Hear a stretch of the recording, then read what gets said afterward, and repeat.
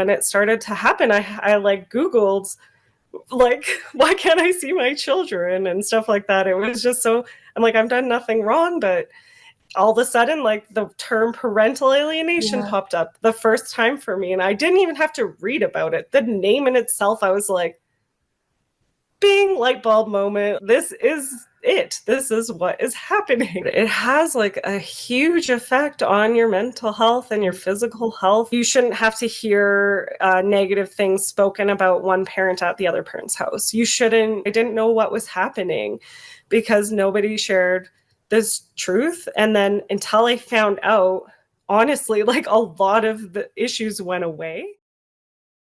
The thing that's the hardest is to realize, like, I'm a pretty smart person, and I didn't figure this out till I was 40 years old.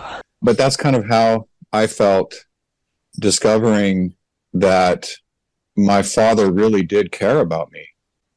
Because for decades, I was taught and believed, and I was in a trance, because no matter what my father said, no matter what he did, even when he would call me, even when he would come to visit, I was always thinking that somehow he had a selfish motive.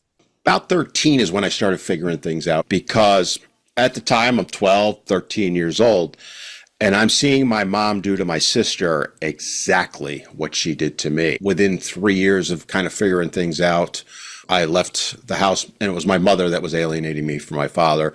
I left the house, ended up moving in with my dad. I really struggle a lot with perfectionism for a long time. I mean, I guess I still struggle with this. I shouldn't have had to be my mom's therapist. My mom should have been there for me, even though I'm working on rebuilding my relationship with my dad. It's like we've lost so much time. Do you believe it's important for alienated kids to learn the truth, and why? Otherwise, you're never going to live your life. You're going to live the life of a shell of a person. Reality is that you can't live your life if you're under someone else's thumb. You can't be the person you could be. You can't live up to your potential if you are trapped underneath the layers of trauma and abuse and learned behaviors and all of that stuff. Once you get out, once you reach a point where you realize the truth and you're able to say, I can stand on my own 2 feet without anybody else trying to push me down, that is a very empowering feeling. Then you can start building your tribe, your people who genuinely love you, genuinely want to be a part of your life and want to be connected to you.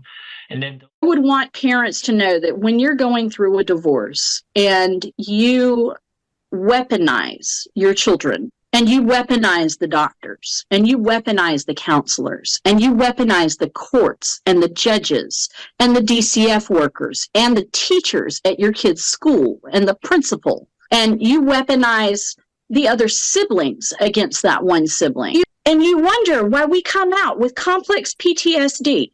Honest, and he said, I promise you, I'm going to give you my version of the truth, and I am going to be as balanced as I can be here. And he was, and he said, look, yes, did I react badly at this time? Yes. And did I do this at this time? Yes. But here's why all of that happened. And, gave me a lot of context on the relationship breakdown, etc. So the interesting thing is that you get opened up to the version of a parent that you should have in the first place, because nobody is infallible.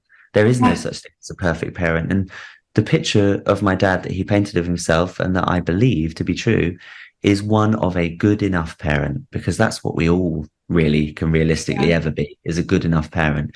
Did he lose his rag a few times? Sure. Could he have responded better to X, Y, and Z? Sure. But so could anyone. Was he fundamentally a loving father? Yes. Was it justified that he was his relationship with me was disrupted? No. And that's the key takeaway.